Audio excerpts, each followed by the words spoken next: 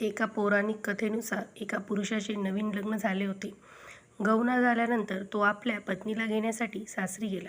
त्याने सासू-सासऱ्यांना सांगितले की तो बुधवारीचा पत्नीला घेऊन जाईल. सासू-सासरे आणि नातेवाईकांनी समजावले की बुधवारी पत्नीला विदा करणे शुभ मानले जात नाही. पण तो आपल्या हट्टावर ठाम होता. अखेर सासू-सासऱ्यांनी जड अंतकरणाने जोडप्याला निरोप दिला. वाटेत पत्नीला तहान लागली. पती लोटा घेऊन पाणी आणायला गेला. तो परत आला तेव्हा त्याला धक्का बसला. कारण त्याची पत्नी दुसऱ्या पुरुषाच्या लोट्यातून पाणी पिऊन हसून बोलत होती. पती रागाने लाल झाला आणि त्या अनोळखी माणसाशी भांडू लागला.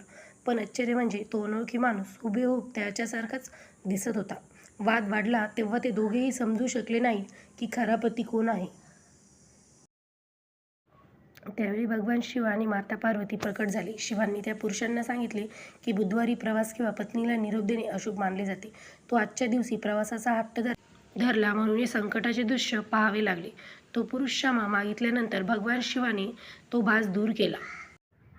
त्या दिवसापासून बुधवारी प्रदोष व्रत पाळणाऱ्या व्यक्तीला भगवान शिवांची विशेष कृपा प्राप्त होते आणि वैवाहिक जीवनातील अडचणी दूर होतात.